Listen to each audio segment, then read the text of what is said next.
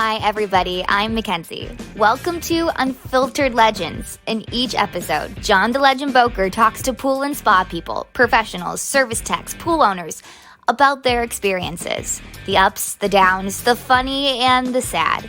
Well, actually, they filter out the sad. We're here to entertain, but you might learn a few things along the way.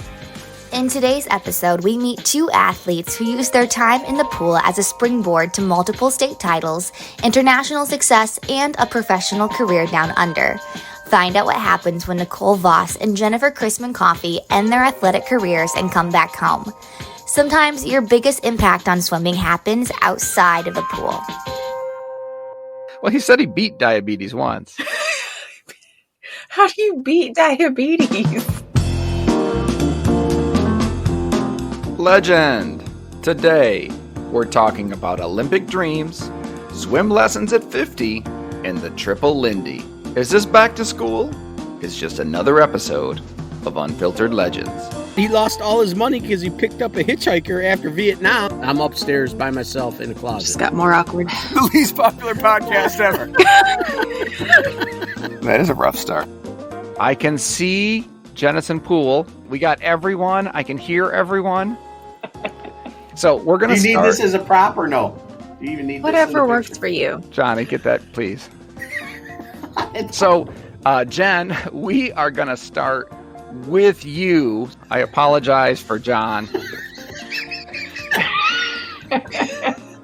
Today, we are talking with Jen. Jen, can you tell us a little bit about where you are right now and what do you do? Right now, I'm the pool director at Jennison High School, which is in Jennison, Michigan. I have been here for, I think, around 17 years. It's been a really long time. So I run the pool, and then I also coach a couple of the programs here. And for the viewers out there, what is your name? Jennifer Coffey is my married name. Jennifer Chrisman was my maiden name, competing name. All right, that's a perfect segue into competition then. Tell me a little bit about your career highlights if you had to list them off to someone. Career highlights. Well, I went to Jennison High School, where I'm currently directing at the pool. And while I was in high school, I was a 5-time state champion in swimming. I was a 3-time state runner-up.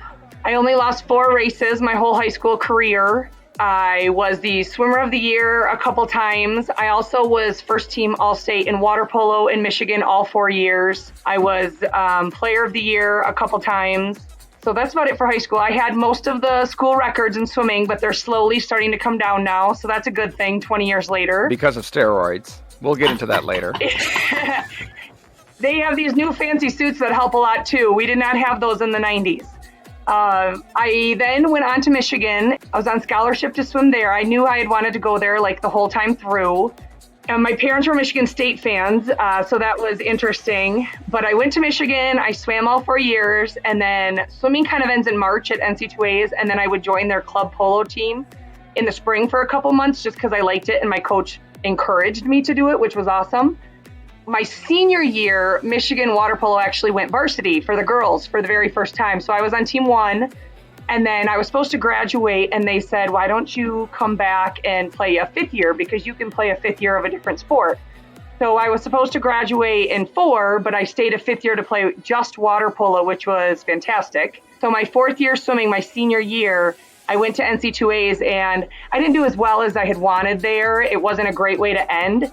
And my coach had said, why don't you go to nationals next week? Maybe we just need to give you a little more rest. And so I said, sure, why not?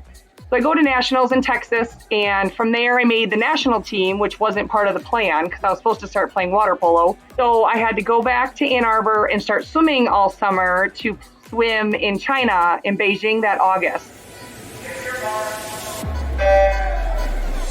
So my mindset was finish swimming, go play water polo, but then I had to revert back and swim for 4 more months to go compete in China, which was amazing. I swam there for the U.S. against all the countries, and I got a gold, a silver, and a bronze medal there, and I finished my swimming there. Then I hustled back to Ann Arbor to start my 5th year of water polo, so I played water polo all that year, and it was great because I finally got to commit a year to water polo because I'd pretty much been a swimmer my whole life.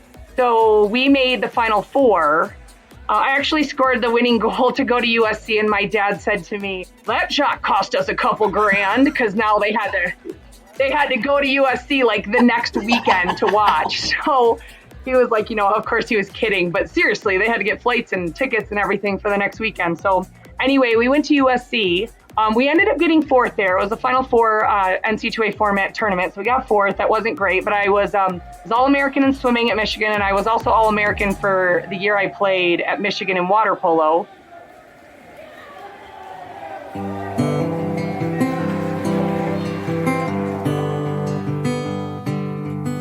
My mindset had gone from finishing swimming my senior year to, okay, now I'm going to China. Okay, now I'm going to play water polo. And then the national team coach called me and said, hey, why don't you come on out to California and join the national team? And I was like, okay, let's keep going with this sport thing. And, part of me thought I was going to be done, but I didn't want to not try. So I went back to Ann Arbor. I graduated. They flew me straight to Australia for a month-long training camp out in Australia. So I was with the top 18 players in the country, and we were playing in Australia. And we went back, and I was in California for a while, and then we flew to the Netherlands. We had a tournament in the Netherlands. When you're on the U.S. team, you don't go a couple hours away. You travel the world. So that was pretty cool. We had another tournament in Greece. That was really cool. So we went there. And then this was 03, 04, and they carry 18 players on the team. And when they went to select the 04 team, they select the top 13 out of those 18, and I wasn't part of the 13. So at that point, I was like, okay, I'm going to be done. And then I came back to Michigan, where I started doing some schooling for my master's, and then I started coaching at Jenison, and then they decided to build this fantastic pool. And on the very last day of job applications, I decided to apply for this job because I was getting my master's. I was halfway through my master's in school counseling. Totally flipped gears and applied for the job and got it. And now it's 17 years later and I'm still here. That's the very short version. That sounds exactly like my senior year in college. I mean, that's just incredible. Oh my goodness. Woo! Enjoy the show? Stay on the know on all Legendary Pools and Spas tutorials, interviews, and articles by following Legendary Pools and Spas on Facebook at LegendaryPLS. Have an idea for an episode or want to learn more about a topic? Shoot us a message. Click like and follow Legendary Pools and Spas on Facebook at LegendaryPLS. Two other things that I should probably mention that were kind of important in my life were in 2009, I was inducted into the Grand Rapids Hall of Fame. So I have this brass face in Van Andel, and I randomly get people who see it, they take pictures of it and send it to me. So obviously not during COVID, but a lot of people just take pictures and send it to me. It's pretty funny. But so in 2009, I was inducted into the Grand Rapids Hall of Fame. And then in 2015, Jenison, where we're at right now, started the High School Sports Hall of Fame. And I was in the inaugural class for swimming and water polo. So, and they started that and they work really hard on it. And it's pretty cool. So how do you come off of kind of being in that spotlight? Because I've seen this with other Olympic, so many Olympians for that period of time. And then the second they're no longer part of the Olympics, they're just some other Home Depot employee that you have no idea who they are. So not that Home Depot is a bad thing. Is it psychologically hard to adjust from it? Because it sounds like it was an immediate transition back to Jenison, like China, Australia, small Midwestern sleepy little town. Well, I think what helped me is that I had been planning to be done at least 3 times. I was preparing to be done after my senior year NC2As, and then I was kind of planning to be done after U.S. Nationals, and then I was kind of planning to be done after water polo, my 5th year at Michigan. I kept planning to be done, so I think around the 4th or 5th time when I actually was done, I was like, okay, I can take a breath. I was also dating the person I was married to long distance this whole time. So that kind of helped come back home to Jenison. We dated while my last 2 years at Michigan, and then the whole year I was in California. And so then preparing to be done so many times, I think I was just kind of ready. I had absolutely no problems adjusting. I was ready to come back, and then I was excited to get the pool job, and then, yeah, I had no problems. Now, we have another guest with us as well, and she also played water polo in high school and college, correct? Yep. Let's make one more introduction here. Hello. So, hi, I'm Nicole, Nicole Voss, and as Jen was saying, I also, kind of similar story to her, but maybe not with as many accolades. I attended Jenison High School and swam and played water polo here. After graduating Jenison, I went on to play water polo at Indiana University. When graduation from Indiana happened, I decided to continue playing in Australia. They kind of have a national league of their own, and I was invited to play out over there with them. So I did that for a few years, then also found my way back to Jenison. It just kind of has a way of sucking you back in, I guess. They call it the bubble. And I was outside of that bubble for quite a while, but there's just a special place that home has in your heart. And I think I'm going on maybe 8 years as the assistant aquatics director here at Jenison. Is the chlorine shortage giving you heartburn? If so, reach for borates. Borates, like those in Protein Supreme. They help keep water balanced so your sanitizer works better. They work with all sanitizers, and they're the perfect complement to salt chlorine pools. Ask your supplier about Protein Supreme or Protein Supreme Plus. Visit proteinpoolcare.com to learn more.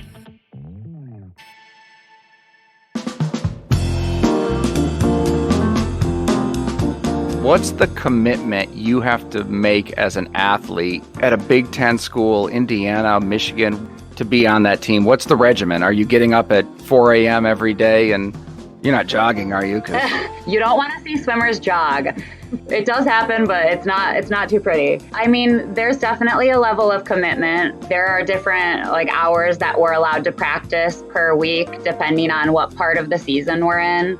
For our team, we practiced year-round. We had a lot of optional practices. When we arrived to school in August, we were competing till March. That's when NC2As are. So there's no breaks, there's no anything. One fantastic thing at Michigan is every Christmas we did 2 weeks of training in Hawaii, all paid for by the school. That's awesome. So the Jenison swim program, were you a big fish in a little pond? Well, in terms of high school, I mean, I guess I was, probably a big fish in a little pond. West Michigan swimming was pretty good, the area in general. Club swimming is really what a lot of swimmers do when they're not in their high school season. And now there's probably 15 to 20 club teams in the Grand Rapids area. And when I swam in the 90s, there was 2 or 3. So all of your athletes who wanted to commit to swimming outside of their high school season went to these 2 or 3 teams. Jenison had a little age group team, but they weren't competing year round. We've started a team here that's year round club swimming. Nicole's the head coach of it. I created the program in 2003 with another person. It's way better than what we ever had back in the 90s, and Nicole swam in the 2000s. Everything has grown immensely in West Michigan. You hear about some schools around the state or the country that don't have pools, and every school in West Michigan has a pool. And most of them are newer. Most of them had a pool in the 60s and 70s, and they have since rebuilt one. So we have a fantastic pool, but so many other schools in West Michigan also have pools. So swimming has come a long, long way. Do you still actively swim? Not generally. Normally I work all day and then I want to go home. So not usually. I don't usually swim. I wish I did. Before I got Nicole 8 years ago as an assistant, I was running everything and coaching everything by myself. My days were really extremely long, and I was also coaching 3 high school sports, so every single season. So I'd coach boys water polo in the fall, I'd have Sunday off, and then a little bit later I started boys swimming, and then I'd have Sunday off after state meet, and then I'd immediately go into girls water polo. So I was running the pool 7 days a week and coaching 3 high school seasons and coaching JAWS. So it was pretty intense for a while. So they were either going to lose me or give me a full-time assistant, and that's where Nicole came in.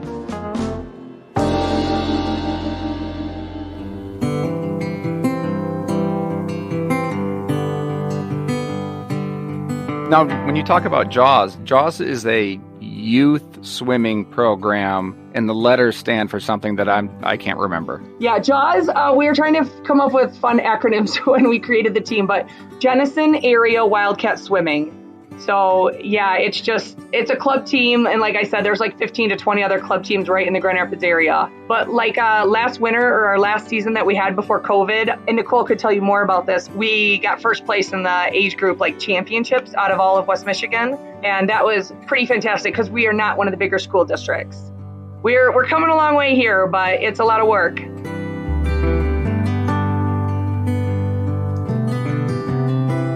I really don't swim at all. I grew up in the country, and Jen, you're friends with my wife. So Yeah. when I started dating her, she swims a lot. She will see like an island at a lake and say, "Let's swim to that." And so the first time we went to Lake Michigan, she said, "Let's swim to the buoy and back." She swam out there. I followed her, and I could just barely turn around. And I was watching her go to the shore and realized she was now going to watch me die in the water. She was going to watch me sink under the water slowly. Oh, goodness. Nicole, when we talk about swim lessons, what is the age that someone should get into swim lessons? Because I don't feel like 44 is the right time. Well, you can never be too old to start something new, but generally we gear our lessons towards a little bit younger of a population. We have adult tot lessons, and those start as soon as tot reaches 6 months of age. So 6 months, and then like you said, we don't have a restriction on age. You could join our lessons. A lot of times if they're Kind of creepy. We don't put them together. Yes. So adults who want lessons will take like a private lesson road where they don't join our group lessons. But that's the interesting thing about some lessons is you can have a 4-year-old who's advanced and can swim, and they might need more of the stroke introduction, where you could have a 10-year-old who has no idea how to stay afloat.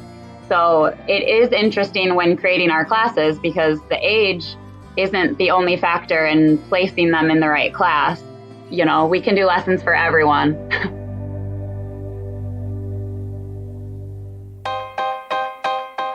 John is a nearly a competitive swimmer back in the day. Can swim. I swim was every stroke. We have a weird video of this for some reason. And Jana actually swam competitively until a tragic car accident that she won't share with us, and Oh, no. crippled her. No, but it's not that I won't share it. There's no time. yeah. So who wants to hear an interesting story? I have a question. Is height a major advantage in competitive swimming? Jana is asking this because she's 4'8". Oh, I'm She's not. standing right now. Her camera is on a dresser. I would say it's height not. is an advantage, but it's also not a deterrent either. I was fairly tall, so I definitely, if you dive in with the same force, a taller person is going to get a little further. But I was also friends with Natalie Coughlin, who you've probably heard of if you are in the pool world. And she was short, not short, but like 5'5", 5'6". I would look up to that. But she was shorter. She would be one of the shortest people, and she'd be beating everyone. It has more to do with your efficiency in the water, how you pull good water, and when you get to those upper level meets, they're long course. So I may have had a little advantage on the start, if we had the same amount of force.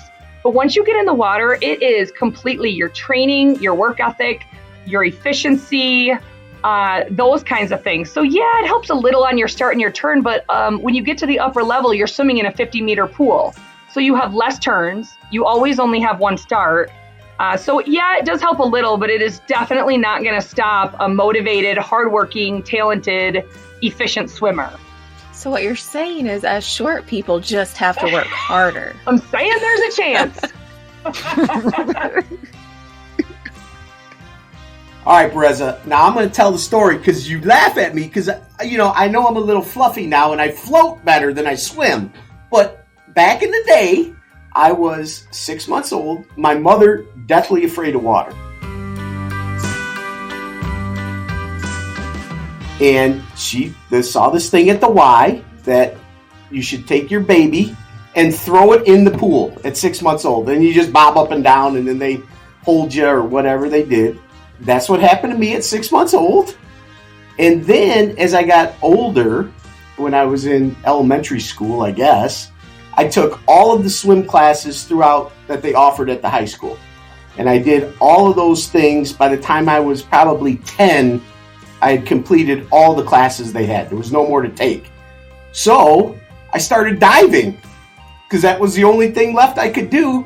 And I was too young to get any type of life-saving certificate because I had taken all the courses to do it, but I was too young. I couldn't get into anything. So I started beating people up. I got into karate. So that was it. Almost the next Greg Louganis. Oh, you missed that.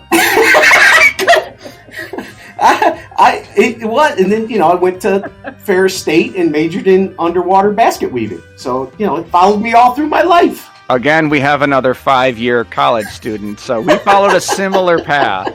Now let's switch gears. When you talk about competitive swimming or even like water polo, what's the age that and like performance level that you would recommend someone being at to get into something like that, or club swimming? Is it for everyone, or is it really for the better athletes? Well, I think like the legend talking about his path kind of ending, like him not knowing what to do, so he just decided to dive. That's the great part about our facility is you can start adult taught lessons when you're 6 months old. You can do preschool lessons, level 1, 2, 3, 4, 5. You can join our age group swim team, and then you can join our like JAWS team. So I feel like it's a good balance where no matter what you're looking for, and you can always continue to advance, I guess. There's no end of the road. You can keep going. And then water polo, we do that as well competitively. We have obviously high school water polo, and we have junior high, and we just started age group maybe 10 years back. So age group water polo is happening now too, and it's another opportunity for kids to start younger and enjoy a great sport. Water polo versus swimming. Does one of them look down on the other one? Not according to us. But divers are really they're not real athletes, right? I can't answer that. I don't know who's going to hear this.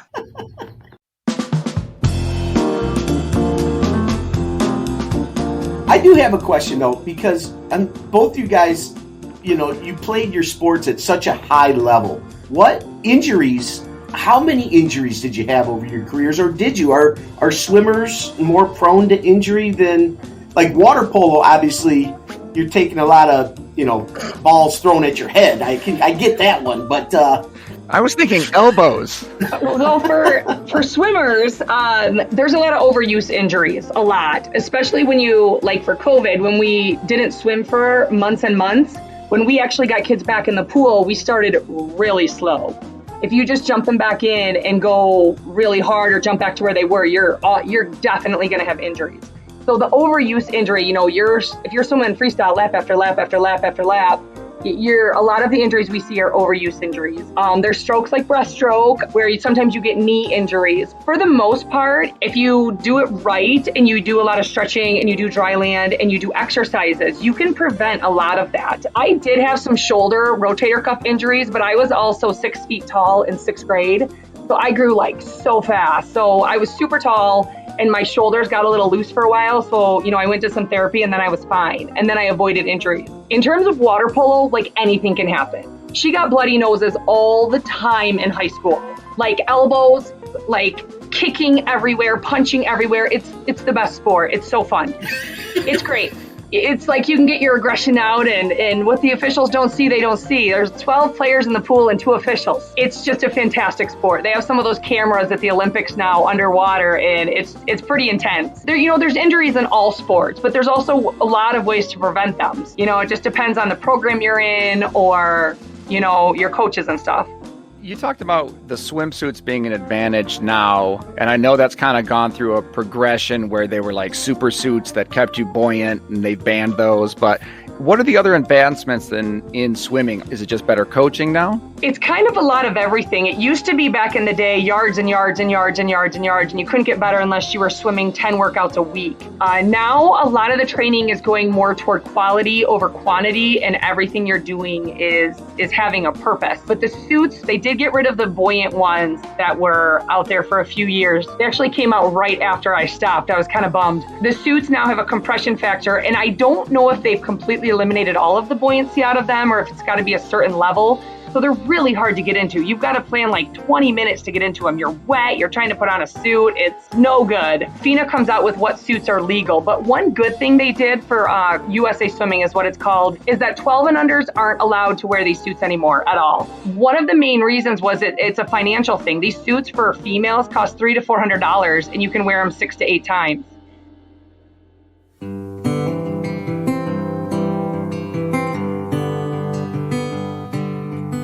These suits have a limited time you can wear them? Yes.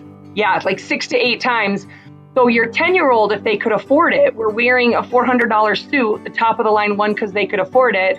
And then, they're right next to Susie, who has a really baggy suit on, who's competing and racing. And so as of this past September, even though we were in the middle of COVID, they completely eliminated the suits for 12 and unders. The only exception is if you have a 12-year-old at like Olympic trials. Some kids will get a new one every season. Some kids will get a new one every year.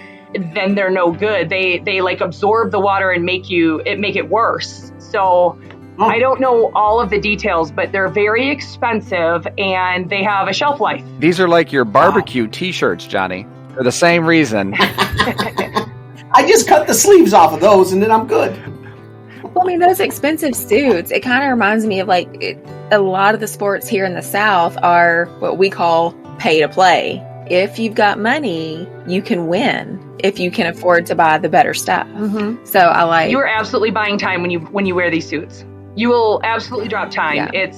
It is a physical advantage, but it's also a mental advantage when you have the suit on. So you feel more confident, et cetera, et cetera. So it's physical, but it's also mental walking up, when you're going up to race.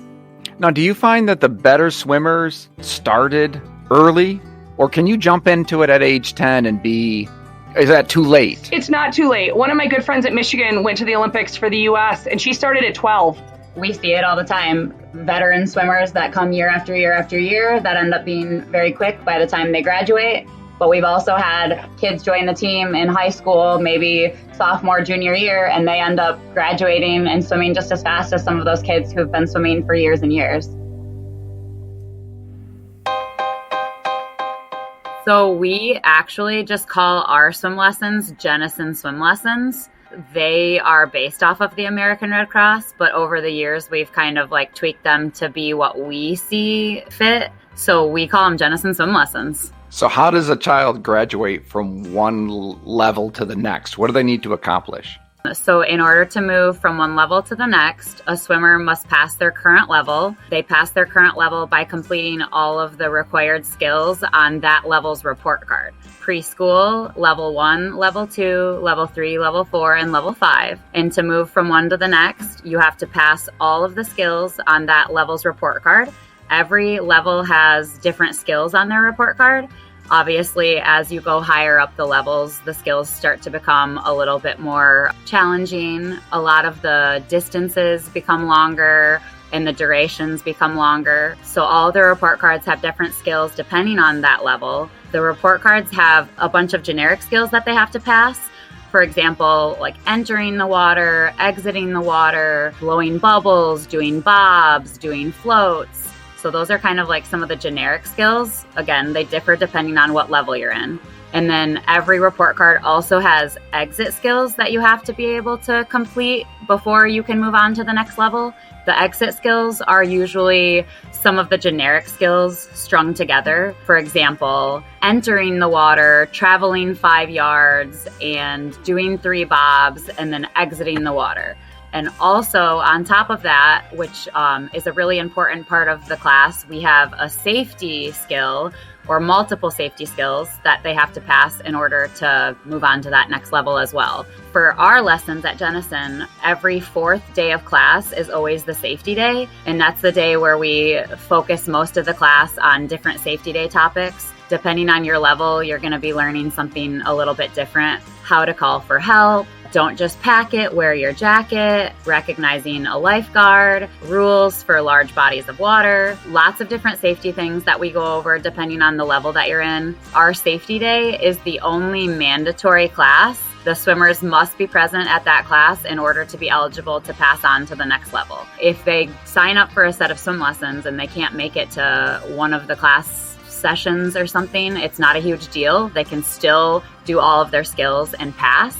But if they're not at that fourth class and they aren't there for the safety day, then we cannot even pass them. All the skills are important, but the safety day is definitely one of our priorities when the kids are doing our swim lessons, because being safer on the water is so important. You have to do all the skills, generic, exit skills, and safety day to be able to pass on to that next level. So typically, and this is an odd year, but typically from preschool to graduation, what does that timetable look like for the average student? Oh, it's really different. We have some kids that literally will take one level, pass to the next, take the next level, pass to the next. But we also have kids that have to take every level a couple times before they can move on to the next level.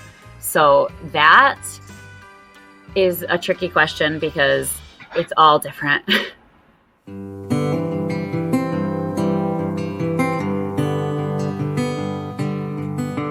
Feels like if we don't get people trained again, you don't get kids trained again, we're going to lose a generation of protection against these kids because swim lessons prevent drowning, and drowning is an issue that we all have to deal with kids at that age. I mean, I always tell the parents on the first day too, swim lessons, it's not just a sport for fun. Swim team, you learn a life skill that's going to stick with you forever. Like you were talking about swimming out to that buoy and not knowing if you can make it. If you had a season of swim team when you were younger, you probably would have felt a lot more confident getting to the buoy and making your way back in. These kids need to have a round or 2 or 3 or 4 of swim lessons, maybe a season of swim team, so that they have that swimming life skill forever. Michigan too, with it being just a hot spot for summers, we have water everywhere. I mean, you guys know Michigan, you can drive 5 directions anywhere and you're going to come across a lake or a pond or a Great Lake. Swim lessons are important everywhere. And then I would just say, especially in Michigan and in the summertime.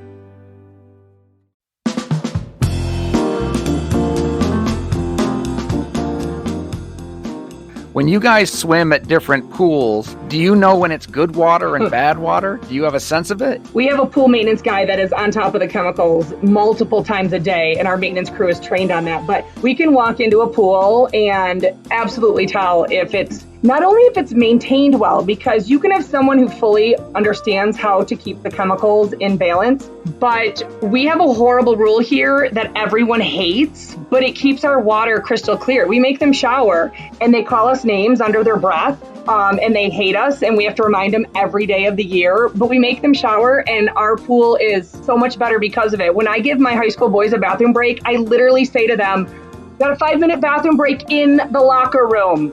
Don't go to the bathroom in my pool. I will give you a break to go to the bathroom. I know teams from coaches, previous coaches, that literally their guys will sit in the shallow end and just pee together. They'll all pee in the pool. And you wonder why their pool smells so bad. I do have a rule, is you can pee in the pool, just don't get in the pool to pee. That's terrible. Bad joke. Bad joke for a pool director. The worst. Bad joke. I just want to say the other side of that chemistry issue that you guys probably understand tremendously is air quality. Because on a lot of these facilities and older buildings and things, they don't have an air handling system to turn over that air in those swimming rooms. So that's something that is neglected a lot. Absolutely. When I swam, when I was younger and I had a club team, like I mentioned earlier, there was only a couple. I drove to Forest Hills every day to swim. And at one point it got so bad that there was a couple inches off the water that we couldn't breathe. And we were literally coughing the whole practice. And like some people were to the point of like throwing up, like it was super bad. So a couple parents called in the health department and the whole facility got shut down until they had to redo their ventilation system. When I was at Michigan, we got shut down my junior year to redo the ventilation, not because there was a problem, just because it was Michigan and they wanted a new one. And then when our pool got built 17 years ago at Jenison, our people who put in our ventilation were the same people who put in the U of M ventilation. So I know it's 17 years old, but we have a top-notch ventilation system, and it's so incredibly important. Jen, I know that you have a pool in your backyard. And do you have like a separate lap lane? I have, 20 by 40. Like I have a big old rectangle. And then when we were getting our pool built, I said, how much would it cost just to, extend it? And it's a 20-yard lap lane that just it looks like the letter P. Well, I don't understand the P thing at all, but just feels like there's a corner. A rectangle with the lane just extending on one side. Okay. Yeah. Thank you so much for joining us today, and good luck on the pool season, and we will talk to you guys soon. Awesome stuff. Thank you. Thanks, guys. Nice to meet you. Bye.